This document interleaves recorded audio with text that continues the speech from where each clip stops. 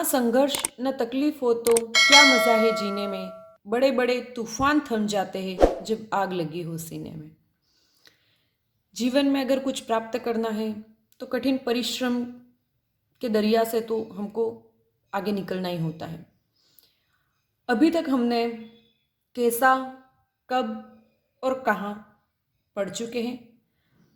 आज हम कितना पढ़ेंगे? आज हमको बहुत सारा पढ़ना है। तो अगर आप इन शब्दों पे ही गौर करें तो आज का जो अपना टॉपिक है वो आपको क्लियर हो जाएगा। पढ़ना क्रिया है और कितना जो कि क्रिया की विशेषता बताती है। मतलब हम आज पढ़ेंगे परिमाणवाचक क्रिया विशेषण। तो चलिए शुरू करते हैं आज परिमाणवाचक क्रिया विशेषण पढ़ना। परिमाणवाचक क्रिया विशेषण की विशेष परिभाषा है जिस क्रिया विशेषण शब्द से क्रिया की मात्रा और परिमाण का पता चलता है उसे परिमाणवाचक क्रिया विशेषण कहते हैं। परिमाण, परिमाण का क्या अर्थ होता है? परिमाण मतलब मात्रा, घनत्व, आयतन, इन सारी चीजों का मिला जुला रूप होता है परिमाण। अब हमने 3 एग्जाम्पल आपके सामने लिखे हैं। पहला है मैं प्रतिदिन 2 केले खाता हूँ।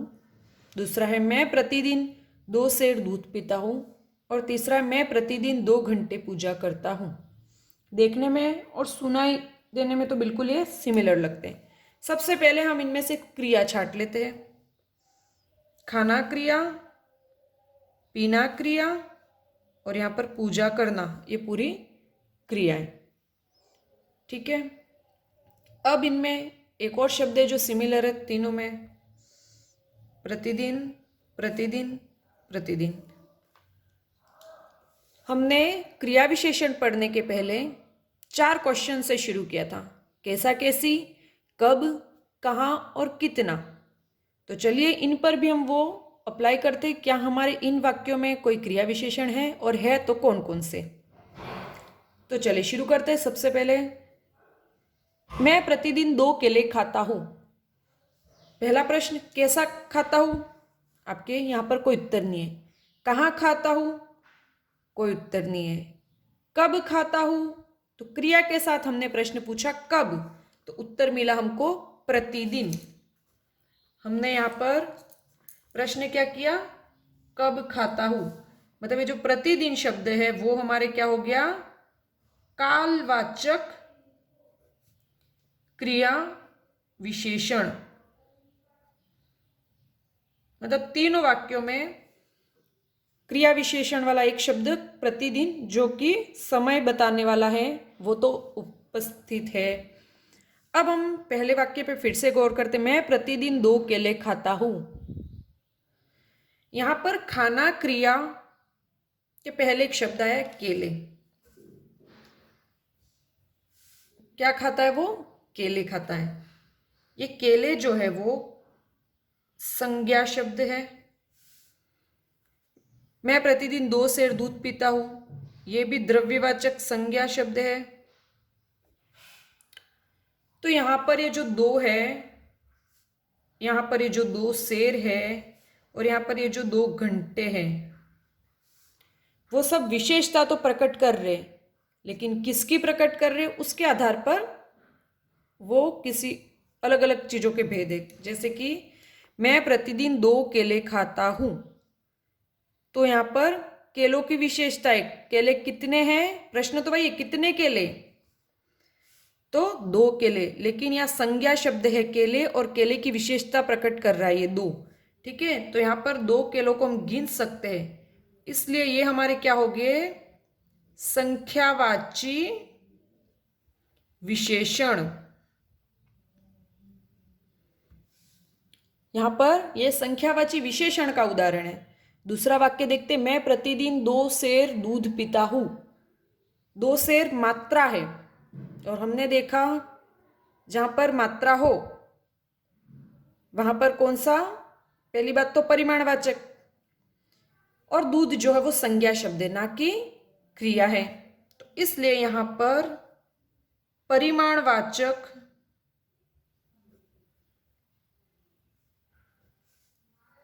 विशेषण है,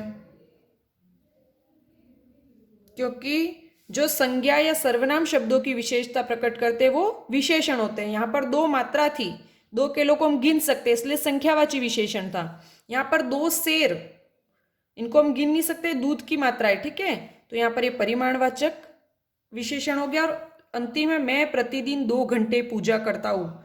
पूजा करता हूँ हमारे हो गई क्रिया। क्रिया के साथ हमने पहला प्रश्न पूछा कब पूजा करता हूँ, प्रतिदिन, कालवाचक। कितनी पूजा करता हूं, तो 2 घंटे। तो यहां पर ये जो पूजा के साथ 2 घंटे जो शब्द है वो हमारे बताता है परिमाणवाचक क्रिया विशेषण को।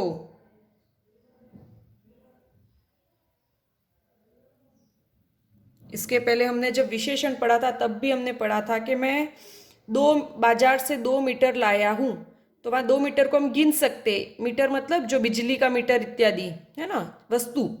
तो वहां पर संख्या की विशेषता प्रकट करने के कारण वो संख्यावाची विशेषण था। जबकि हमने बोला मैं प्रतिदिन 2 किलोमीटर चलता हूं, तो वहां पर हमारे क्या था, परिमाणवाचक विशेषण था। तो इस तरीके से हम यहाँ पर और भी एग्जाम्पल्स देखते हैं कि कहाँ पर विशेषण और कहाँ पर क्रिया विशेषण, इसकी पहचान सबसे पहले हमको आनी चाहिए। अब इन दोनों वाक्यों में क्या अंतर है, तो देखो इन दोनों वाक्यों में सिर्फ एक छोटा सा अंतर है, वो है ये दूध। क्योंकि यहाँ पर ये जो 2 सेर है वो संज्ञा की विशेषता प्रकट कर रहा है, इसलिए यहाँ पर ये विशेषण है। जबकि यहाँ पर पूजा करना है पूरा क्रिया है, और ये 2 घंटे जो इस क्रिया की विशेषता प्रकट कर रहा है, इसलिए यहाँ पर ये क्रिया विशेषण है। तो जहाँ पर क्रिया की विशेषता प्रकट की जाए वहाँ क्रिया विशेषण, और जहाँ संज्ञा या सर्वनाम शब्दों की विशेषता प्रकट की जाए वहाँ पर वो विशेषण होता है। तो हमको बस ये चीज़ ध्यान रखनी है कि हमेशा जो शब्द हम पकड़ रहे हैं वो क्या किसी क्रिया शब्द की विशेषता प्रकट कर रहा है, तो ही वो क्रिया विशेषण होगा। इन वाक्यों पर गौर करते हैं। सबसे पहला वाक्य है अचानक वह उठकर रोने लगी। रोने लगी ये पूरी इसमें क्रिया है। कैसे रोने लगी, अचानक। यहां पर हम प्रश्न करेंगे कैसे, कैसे रोने लगी, अचानक, ठीक है। और क्रिया के साथ कैसे प्रश्न पूछा जाए और उत्तर मिले तो कौन सा क्रिया विशेषण होता है, रीतिवाचक क्रिया विशेषण, ठीक है। आज रात भर पानी बरसता रहा। बरसता रहा ये क्रिया। कैसे बरसता रहा, हमारे पास कोई उत्तर नहीं है, कोई मतलब रीति या ढंग नहीं बता। कहाँ बरसता रहा, इसका भी कोई उत्तर नहीं है। कब बरसता रहा, तो रात भर। तो हमने क्रिया के साथ प्रश्न किया कब, और उत्तर मिला हमको रात भर।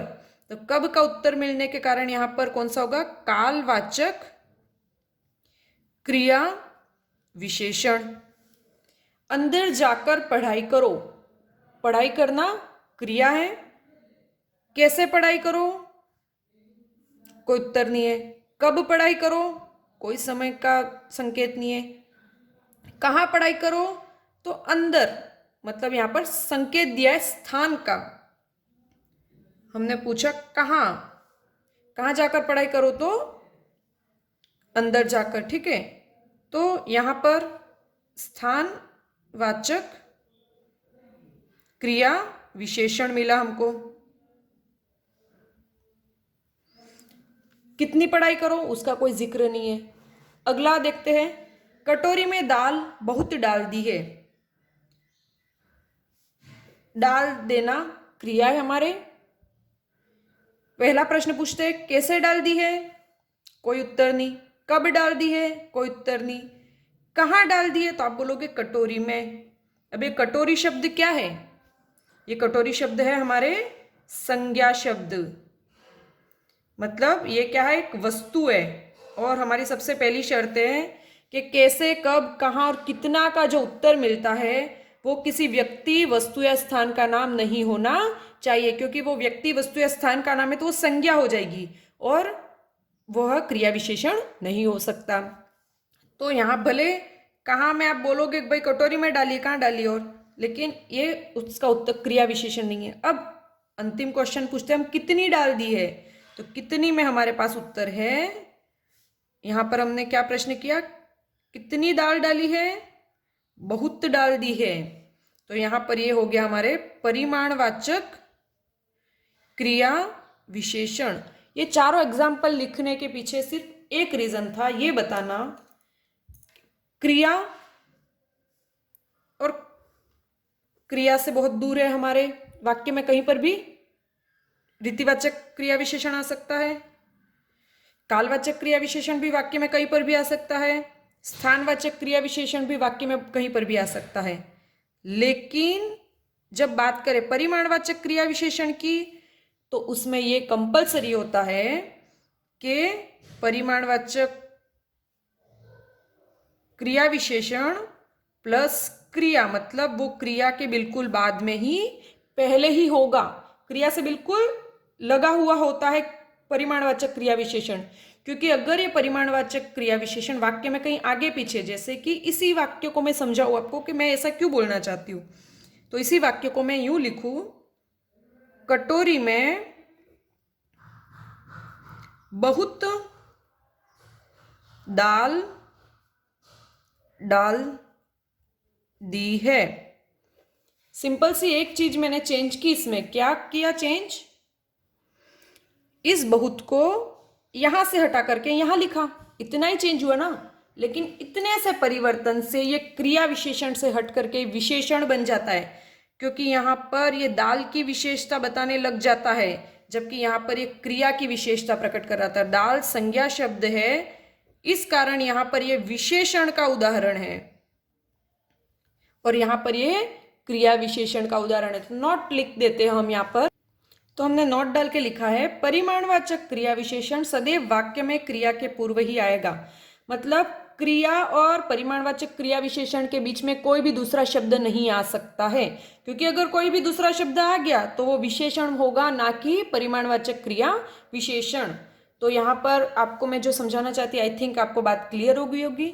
अब हम परिमाणवाचक क्रिया विशेषण की पहचान के जो शब्द है वो शब्द देख लेते हैं और कुछ एक एग्जाम्पल सॉल्व कर लेते हैं। अभी तक हमने जो पढ़ा उसमें बस यही था कि दिखने में वाक्य बिल्कुल सिमिलर होंगे, लेकिन हमको बस देखना है कि वो संज्ञा की विशेषता बता रहे या फिर क्रिया की विशेषता, क्योंकि जब वो क्रिया की विशेषता बताएंगे तभी वो क्रिया विशेषण होंगे, अन्यथा वो विशेषण होंगे। तो आपको विशेषण और क्रिया विशेषण में बहुत ही ज्यादा ध्यान रखना है। और रीतिवाचक, कालवाचक और स्थानवाचक क्रिया विशेषण वाक्य में कहीं पर भी आ सकते हैं शब्द, है ना, लेकिन जो परिमाणवाचक क्रिया विशेषण है वो हमेशा क्रिया के साथ जुड़कर ही उसके आगे ही लगा मिलेगा आपको। परिमाणवाचक क्रिया विशेषण शब्द, इनको हमने 5 कैटेगरी में बांटा है सिर्फ समझने की दृष्टि से ना। सबसे पहले अधिकतावाचक शब्द, मतलब जो किसी चीज की क्रिया की मात्रा अधिकता में बताए, जैसे कि अधिक, ज्यादा, बहुत, अत्यधिक, खूब। न्यूनतावाचक मतलब कमी बताए क्रिया में, कम, थोड़ा, जरा सा। पर्याप्तवाचक पर्याप्त, काफी। तुलनावाचक में जितना, उतना, इतना। और श्रेणीवाचक में बारी बारी से, यथाक्रम, थोड़ा थोड़ा। लेकिन फिर से पहले भी बोल चुकी हूँ और अब फिर से कहूंगी, इन शब्दों को आपको जरा भी रटना नहीं है, क्योंकि अगर ये शब्द क्रिया के पहले आएंगे तो ही क्रिया विशेषण शब्द होंगे।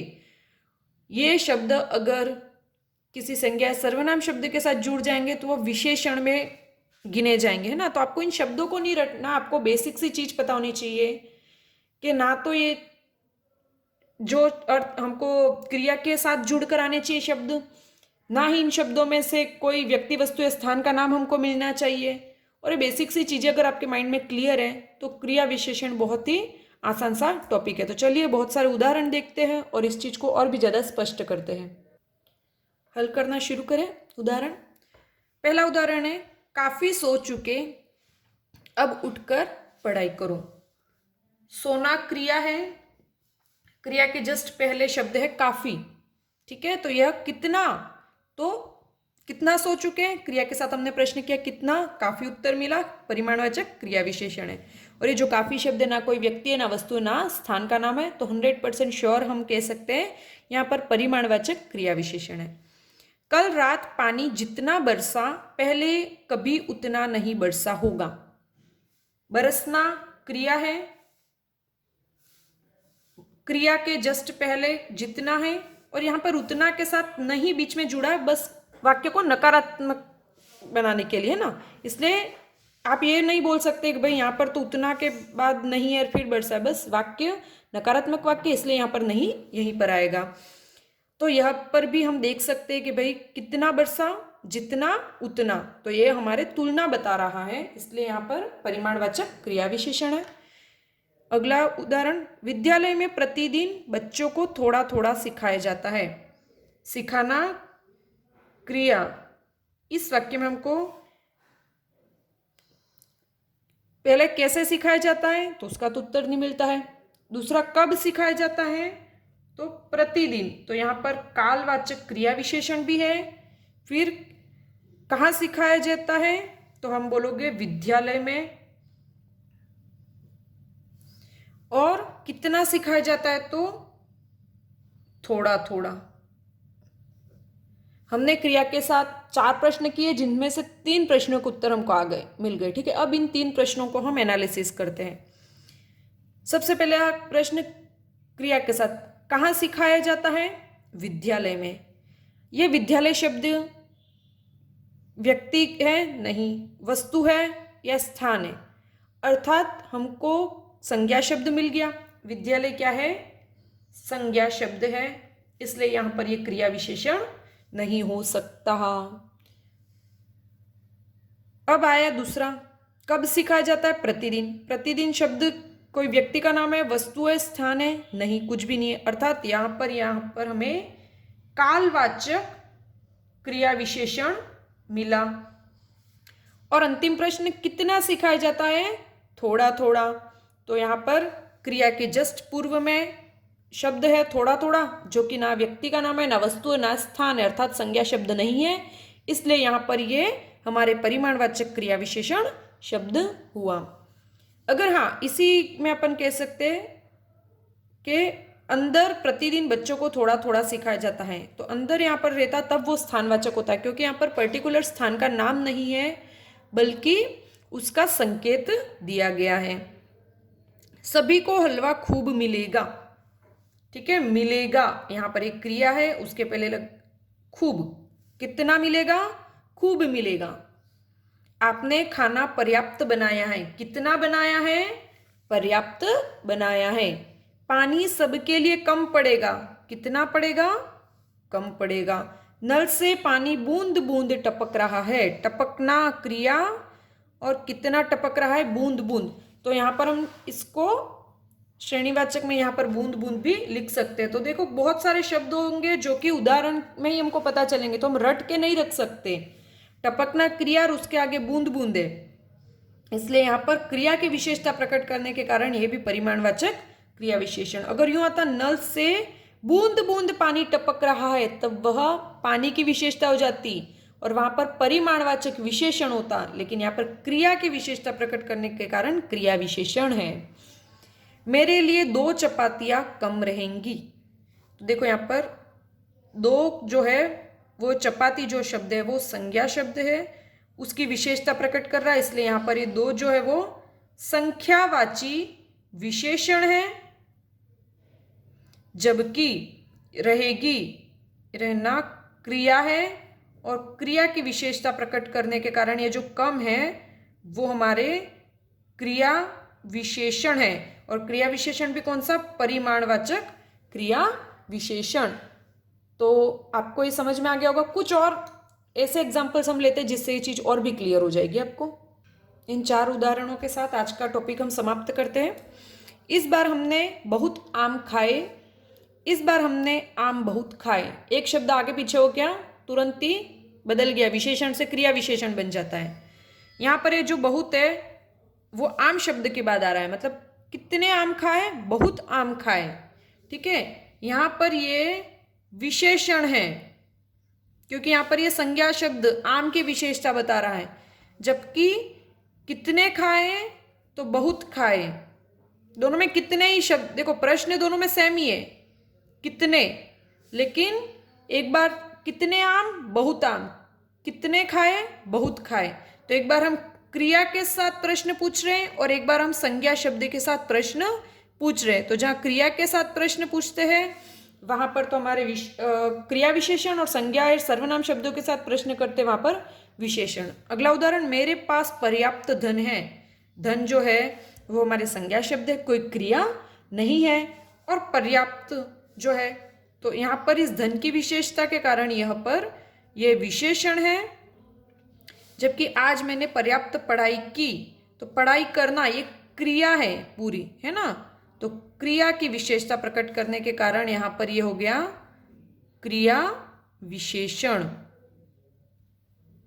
मतलब क्रिया के तुरंत बाद अगर क्रिया विशेषण शब्द आए, मतलब कोई शब्द आए जो उसकी विशेषता प्रकट करता है, तभी वो क्रिया विशेषण होगा। अगर क्रिया और उस शब्द के बीच में कोई अन्य शब्द आ जाए तब वह विशेषण बन जाता है, क्योंकि तब उस शब्द की वो विशेषता प्रकट करेगा, ना कि क्रिया की प्रकट करेगा। और ये शब्द ना तो कोई व्यक्ति का नाम होना चाहिए, ना किसी वस्तु का, और ना ही कोई स्थान का नाम होना चाहिए। तो इन चीज़ों को हमने बहुत सारे एग्जाम्पल्स में भी समझ लिया है, जैसे कि यहाँ पर हमने देखा था। आशा करती हूँ आज का जो ये वीडियो है वो आपको अच्छे से समझ में भी आया और समझाने का तरीका भी आपको अच्छा लगा। अगर आपको ये पसंद आया है तो प्लीज़ वीडियो को लाइक कीजिए, अपने दोस्तों के साथ भी इस ज्ञान को बांटिए, क्योंकि ज्ञान हमेशा बांटने से बढ़ता है और उसको संचित या संचय करके रखने से वो घटता है। धन्यवाद।